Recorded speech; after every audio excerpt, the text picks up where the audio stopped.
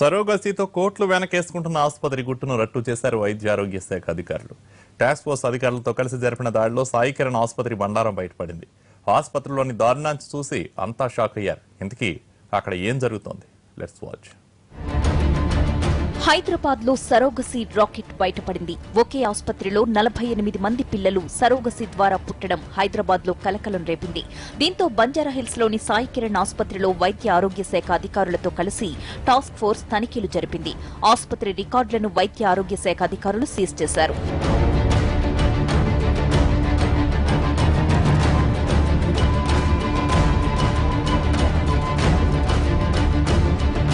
అనైతిక పద్ధతుల్లో గర్భధారణను దేశంలో నిషేధించినా గుట్టుచప్పుడు కాకుండా ఇది సాగుతూనే ఉంది.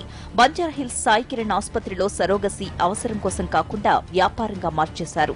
ఏకంగా 70 మంది మహిళలకు ఇక్కడ సరోగసీ చేసినట్లు తేలింది. దేశంలోని వివిధ ప్రాంతాలకు చెందిన మహిళలు వీరిలో ఉన్నారు.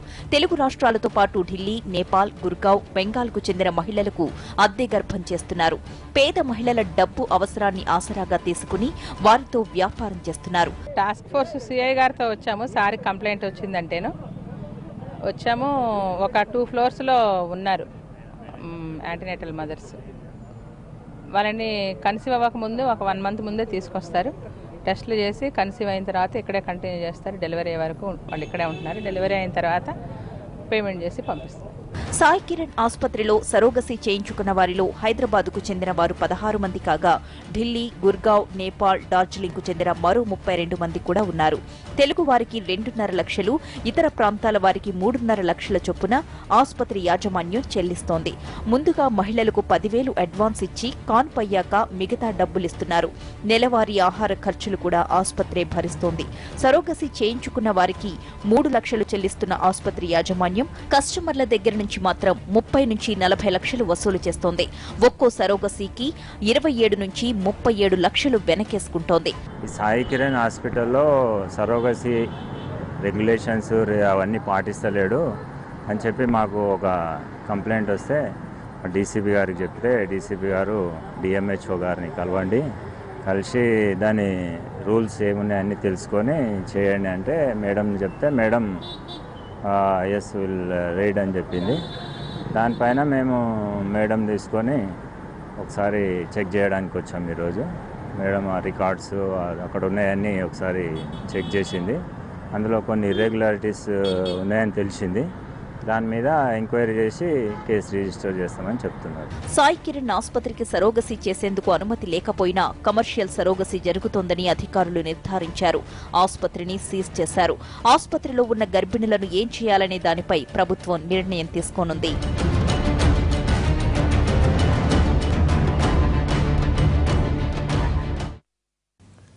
ప్రతి మహిళ జీవితంలో మాతృత్వం అత్యంత అపురూపమైన అనుభూతి. అందుకే ప్రతి స్త్రీ జీవితంలో ఒక్కసారైనా తల్లి కావాలనుకుంటుంది. ఓ బిడ్డకు జన్మనివ్వాలనుకుంటుంది. ఆ పిల్లల్ని అల్లారుముద్దుగా పెంచాలనుకుంటుంది. అది సాధ్యం కాదని తెలిస్తే ఇక జీవితమే వ్యర్థం అనుకుంటుంది. ఇలాంటి సమస్యలకు పరిష్కారమే సరోగసీ. అందుబాటులోకి వచ్చిన శాస్త్ర విజ్ఞానంతో సృష్టికి ప్రతి సృష్టి చేస్తున్నారు వైద్యులు.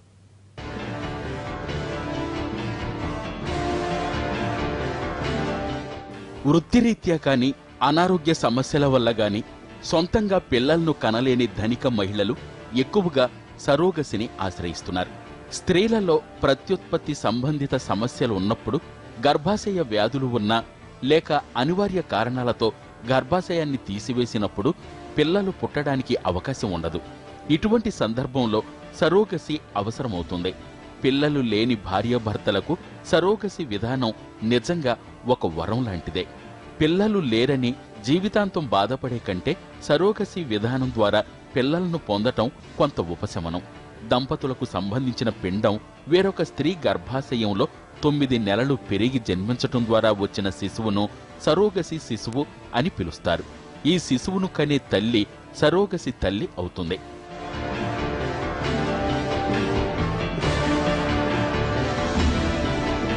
సరోగసీ విధానంలో భాగంగా స్త్రీ నుంచి అండాన్ని, అదేవిధంగా పురుషుల నుంచి శుక్రకణాలను సేకరిస్తారు. వీటిని ప్రయోగశాలలో కృత్రిమంగా ఫలదీకరణం చేస్తారు. ఇలా ఏర్పడ్డ బీజాన్ని మరో మహిళ గర్భాశయంలో పెడతారు. ఇక్కడ ఈ పిండం పూర్తిగా అభివృద్ధి చెంది 9 మాసాల తర్వాత శిశువుగా జన్మిస్తుంది. ఈ ప్రక్రియ ద్వారా జన్మించిన శిశువు శుక్రకణం అండాలను ఇచ్చిన వారికి చెందుతుంది. కాని 9 మాసాలు మోసిన స్త్రీకి చెందదు.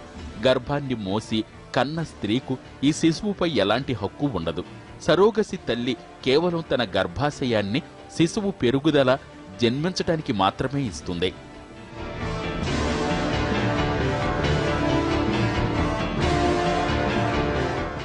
స్వతహాగా పిల్లల్ని కనలేని వారు అద్దె తల్లుల ద్వారా తమ పిల్లలకు జన్మనిచ్చే అవకాశం కల్పిస్తుంది సరోగసి. ఇప్పుడు నగరంలో సరోగసికి ఆదరణ పెరుగుతోంది. ఉరుకులు పరుగుల జీవితంలో రోజంతా కంప్యూటర్లతో సహవాసం, 3 పదుల వయసులో పెళ్లి చేసుకోవడం, 2 ఉద్యోగస్తులు అవడం, పని ఒత్తిడి, ఆహారపు అలవాట్లు, అధిక బరువు, ధూమ, మద్యపానాలు సేవించడం, అమ్మాయిలు తమ అందాలు చెడిపోతాయన్న ఉద్దేశంతో పిల్లల్ని కనడం వాయిదా వేస్తున్నారు. దీంతో నేటి స్త్రీ పురుషుల్లో హార్మోన్ల సమతుల్యం లోపించి సంతానలేమికి దారితీస్తోంది. మొదట భార్యాభర్తలకు వైద్య పరీక్షలు చేసి లోపం ఎవరిలో ఉందో గుర్తించాలి. అప్పుడు మందుల ద్వారా సమస్యను పరిష్కరిస్తారు. ఫలితం లేకపోతే IVFతో ప్రయత్నిస్తారు. అప్పటికీ ఫలితం లేకపోతే సరోగసి పద్ధతిని ఉపయోగించాలి. భర్త వీర్యకణాలు భార్య అండంతో ఫలదీకరణం చేసిన తర్వాత ఆ అండాన్ని సరోగసి మదర్ గర్భంలోకి ఇంజెక్ట్ చేస్తారు. ఒకవేళ భర్త వీర్యకణాలు ఆరోగ్యవంతంగా లేకపోతే భార్యాభర్తల అనుమతితో మరొకరి వీర్యాన్ని భార్య అండంలోకి ప్రవేశపెడతారు. ఫలదీకరణం చెంది పిండం ఏర్పడిన తర్వాత సరోగసి మదర్ గర్భంలోకి ప్రవేశపెడతారు. ఒకవేళ భార్య అండం ఆరోగ్యవంతంగా లేకపోతే మరొక స్త్రీ అండంతో భర్త పెడతారు. ఫలదీకరణం చెంది పిండం ఏర్పడిన తర్వాత సరోగసి మదర్ గర్భంలోకి ప్రవేశపెడతారు.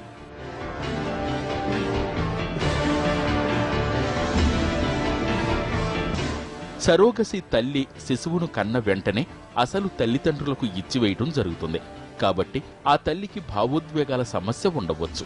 ఈ విధంగా జన్మించిన శిశువు సరోగసి తల్లి దగ్గర పెరగకపోవడం వల్ల తల్లిపాలు అందే అవకాశం లేదు. పసిపిల్లలకు 6 నెలల వరకు తల్లిపాలు మాత్రమే ఆహారం, అదే ఆరోగ్యకరం. పిల్లలకు తల్లిపాలు లేకపోవటం కూడా అనారోగ్య కారణాలకు, పిల్లల ఎదుగుదలపై ప్రభావం చూపవచ్చు. పిల్లల కోసం పరితపించే వారెందరూ వారసులు లేని తమ జీవితం వ్యర్థం అంటూ నిస్పృహతో ఆత్మహత్యలకు వెనకాడిన వారు ఉన్నారు. పిల్లల కోసం పరితపించే వారికి మానసిక వేదన అంతా ఇంత కాదు. వైద్య రంగంలో సౌకర్యాలు పిల్లలు లేని దంపతులకు వరాలుగా మారాయి. ఎన్ని ప్రయత్నాలు చేసినా పిల్లలు పుట్టలేని వాళ్లకు సొంత జీన్స్తో సంతానాన్ని పొందే అవకాశం కల్పిస్తోంది సరోగసి.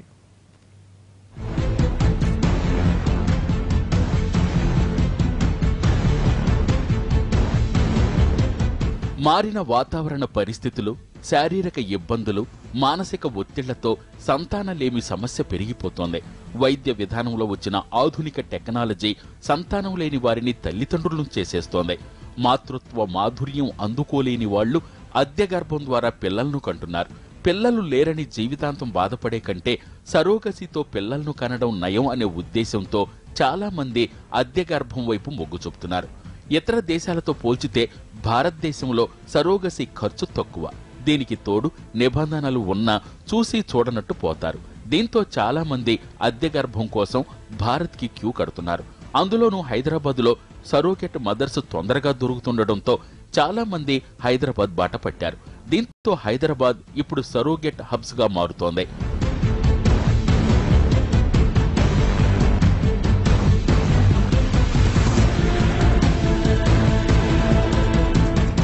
బిడ్డలను కనిచ్చే అవుట్సోర్సింగ్ కేంద్రంగా ఇప్పుడు ఇండియా పేరు మారుమోగిపోతోంది.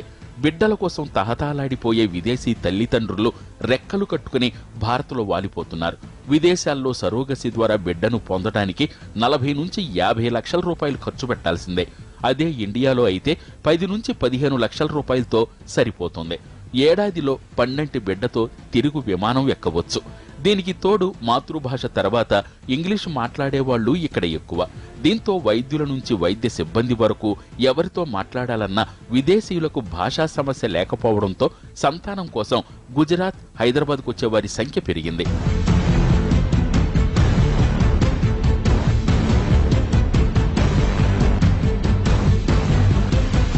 మన దేశంలో దత్తతపై స్పష్టమైన చట్టాలున్నాయి.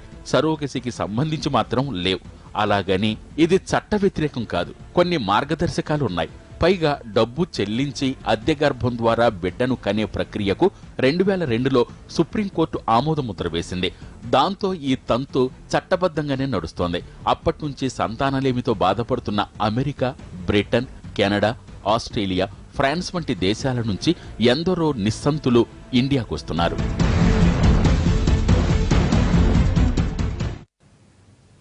తెలుగు నేల అద్దె తల్లుల కర్మాగారంగా మారింది. ఒక రాజధాని నగరంలోనే నెలకు 8 నుంచి 10 మంది అద్దె తల్లులు బిడ్డలకు జన్మనిస్తున్నారు.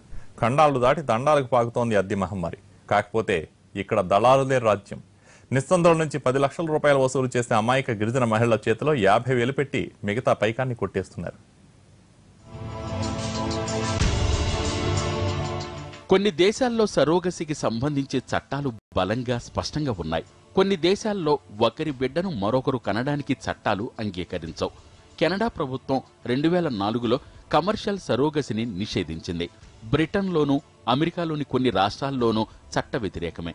అయితే ఆస్ట్రేలియా, ఇజ్రాయిల్, జార్జియా చట్టాలు మాత్రం ఇందుకు అంగీకరిస్తున్నాయి. అసలు తల్లిదండ్రులపై ఎలాంటి నిబంధనలు లేవు. మన దేశంలో రాజ్యమేలుతున్న పేదరికం విదేశీయుల పాలిట వరంగా మారింది. రోజంతా కాయకష్టం చేసిన కడుపు నిండని పేద, దిగువ మధ్య తరగతి వారే ఆ డబ్బు కోసం తమ గర్భాన్ని అద్దెకివ్వడానికి ముందుకొస్తున్నారు. కొన్ని ప్రాంతాల్లో వైద్యులు సైతం దీన్ని ప్రోత్సహిస్తున్నారు. ఈ చక్రంలో దళారులది లాభాల పంట. వైద్య పరీక్షలు, చికిత్స, మందులు తీసుకుంటూ ప్రాణాలకు తెగించి గర్భాన్ని అద్దెకిచ్చిన వారికి నామమాత్రపు పైకం అందుతోంది. 4 మాటలు చెప్పే దళారులకు మాత్రం లాభాల పంట పండుతోంది. కష్టం ఒకరిది, ఫలితం మరొకరిది. దేశవ్యాప్తంగా ఢిల్లీ, బెంగళూరు, అహ్మదాబాద్, హైదరాబాద్ వంటి నగరాలు ఇలాంటి ఆసుపత్రులు, సంతాన సాఫల్య కేంద్రాలుగా వర్ధిల్లుతున్నాయి. దేశ విదేశాల నుంచి సంతానం కోరుకునే వారెందరో ఇక్కడికి వస్తున్నారు.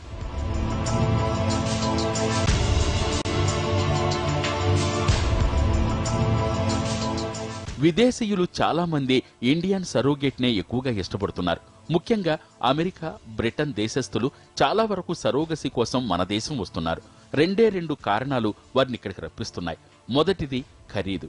అమెరికన్ సరోగేట్ ద్వారా బిడ్డను పొందాలంటే మన కరెన్సీలో దాదాపు 25 నుంచి 40 లక్షల రూపాయల వరకు ఖర్చవుతుంది. ఆసుపత్రి వైద్యుల ఖర్చు పక్కన పెడితే ఒక్క సరోగేట్కే 8 నుంచి 14 లక్షల రూపాయలు ఇవ్వాలి. అదే మన దేశంలో అయితే 2 నుంచి 4 లక్షల రూపాయలకే సరోగేట్ అందుబాటులో ఉంటుంది. అలాగే మొత్తం ఖర్చు కూడా 10 నుంచి 12 లక్షల లోపే ఉంటుంది. విదేశాల్లో బిడ్డను పొందాలనుకునే వారికి సరోగేట్ని చూపించకూడదు. భారతదేశంలో అయితే సరోగేట్ని కలవచ్చు. పైగా మన అవసరం ఉందని చెప్పగానే కొన్ని రోజుల సమయంలోనే సిద్ధం చేయగలరు. అదే అమెరికా, బ్రిటన్లో అయితే సరోగేట్ అందుబాటులోకి రావడానికి కనీసం 6 నెలల నుంచి ఏడాది సమయం పడుతుంది. వీటితో పాటు ఇక్కడ IVF వైద్యం, అండదాతలు కూడా చాలా చవక. ఇలాంటి రకరకాల కారణాల వల్ల విదేశీయులు ఇండియన్ సరోగసి విధానాన్ని ఉపయోగించుకోవడానికి ముందుకొస్తున్నారు. భారతదేశం సరోగసి వ్యవస్థకు ఎందుకు కేంద్రంగా మారుతోంది? దేశంలోని సరోగసి చట్టాలు ఏం చెబుతున్నాయి? మహిళలకు ఏ మేరకు ఆరోగ్య భద్రత కల్పిస్తున్నాయి? కేంద్ర ప్రభుత్వం చేస్తున్న చట్టాలు సరిపోతాయా లేదా అనేది చర్చనీయాంశమైంది. విదేశీయులే కాదు, సెలబ్రిటీలు సరోగస్కే ఓటేస్తున్నారు. బాలీవుడ్, హాలీవుడ్ తారలు, సెలబ్రిటీలకు అద్దె తల్లులు పరిచితులే. ఇటీవలే బాలీవుడ్ జంట అమీర్ ఖాన్, కిరణ్ రావులు అద్దె తల్లి ద్వారా పన్నంటి బిడ్డకు జన్మనిచ్చారన్న విషయం తెలిసిందే. షారుఖ్ ఖాన్ సైతం సరోగసి ద్వారానే తండ్రయ్యాడు. మన తెలుగు ఇండస్ట్రీలోనూ సరోగసిని ఎంచుకున్న వాళ్లు ఉన్నారు. మంచు లక్ష్మి అద్దె గర్భంతోనే ఆడపిల్లకు తల్లయ్యింది. హాలీవుడ్ తారలు Nicole Kidman, Keith Urban, Sarah Jessica Parker, Matthew Broderick, Dennis Quaid, Kimberly అద్దె తల్లుల ద్వారా బిడ్డల్ని కన్నారు. ఇలా చెప్పుకుంటూ పోతే చాలా మందే ఉంటారు. ఇప్పుడు గ్లామర్, కెరియర్ కోసం అద్దె తల్లుల్ని ఆశ్రయిస్తున్నారు. ఇది ప్రమాదకారిగా మారుతోంది.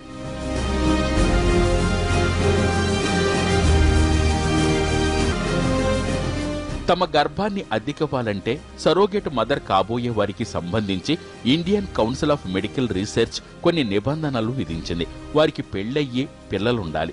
ఎటువంటి ఆరోగ్య సమస్యలు, మరీ ముఖ్యంగా హెపటైటిస్, HIV వంటి వ్యాధులు ఉండకూడదు. 45 సంవత్సరాల లోపు ఉండాలి. గర్భం ధరించడానికి పూర్తిగా అర్హత కలిగిన వారుగా ఆసుపత్రి వారు నిర్ధారించాలి. పైగా తమ సొంత పిల్లలతో సహా 5 సార్లు మాత్రమే గర్భం ధరించాలి. అంతకు మించితే గర్భాన్ని అద్దెకు ఇవ్వడానికి అనర్హులు.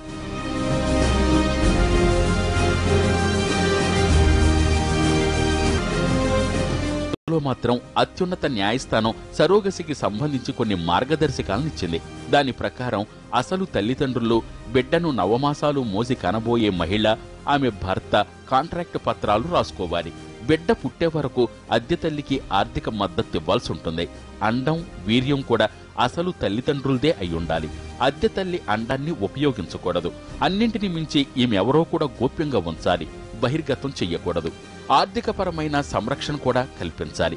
పిల్లల కోసం సరోగసి పద్ధతిని ఆశ్రయించే దంపతులకు పెళ్లై కనీసం 2 ఏళ్లు పూర్తి కావాలి. పిల్లల్ని కనడానికి సదరు మహిళకు అవకాశం లేదని ఆ దేశం నుంచి అధీకృత పత్రాలు సమర్పించాలి.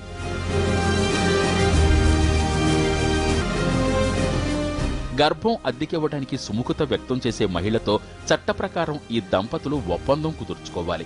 సరోగసి తల్లులు భారత్లోనే బిడ్డలకు జన్మనిచ్చిన భారత పౌరసత్వం మాత్రం వారికి రాదు. పౌరసత్వం చట్టం 1955లోని సెక్షన్ 7A ప్రకారం సరోగసి పిల్లలకు ప్రవాస భారతీయుల పౌరసత్వమే వస్తుంది. సరోగసి తల్లులు కేవలం గర్భం మొయ్యటం వరకే పరిమితమవ్వాలి తప్ప ఆ సమయంలో గాని, ప్రసవించిన తర్వాత గాని బిడ్డ తండ్రితో లైంగిక సంబంధాలేవీ పెట్టుకోరాదు. వీటిలో ఎటువంటి అవకతవకలు జరగకుండా చూడటం కోసమే ప్రభుత్వం అసిస్టెడ్ రీప్రొడక్టివ్ టెక్నాలజీ నియంత్రణ బిల్లు 2010ని రూపొందించింది. ఈ నిబంధనల్ని ఉల్లంఘిస్తుండటంతో స్వచ్ఛంద సంస్థలు కోర్టును ఆశ్రయించారు. సరోగసిలో వ్యాపార ధోరణి ఉందని భావించిన కేంద్రం మరోసారి సవరణలు చేసే పనిలో పడింది. తాజాగా భారత్లో అద్దె గర్భం ద్వారా విదేశీయులు పిల్లల్ని కనే పద్ధతికి స్వస్తి పలకాలని కేంద్ర ప్రభుత్వం ఆలోచిస్తోంది. ఈ మేరకు assisted reproductive technology regulation bill 2014ను ప్రతిపాదించింది. దేశంలోని ఏఆర్టీ క్లినిక్లు, బ్యాంకులను నియంత్రించడం, పర్యవేక్షించడంతో పాటు సరోగసి తదితర రూపాల్లో దుర్వినియోగాన్ని అడ్డుకోవడం కోసం ఈ చట్టాన్ని ప్రతిపాదించింది. ప్రస్తుతం ఈ బిల్లు ఆరోగ్య, కుటుంబ సంక్షేమ శాఖ పరిశీలనలో ఉంది. అయితే ప్రవాస భారతీయులు, భారత సంతతి వ్యక్తులు, విదేశాల్లో నివసిస్తున్న భారతీయులు, చేసుకున్న విదేశీయుల విషయంలో మాత్రం సరోగసికి మినహాయింపునిచ్చారు. ప్రతిపాదిత చట్టం వల్ల ఫెర్టిలిటీ టూరిజంపై ప్రభావం పడుతుందని పలువురు పేర్కొంటున్న సరోగసి, ఏఆర్టీల్లో సురక్షిత, నైతిక విధానాలకు పెద్దపీట వెయ్యడానికే ప్రభుత్వం ఈ నిర్ణయం తీసుకుంది.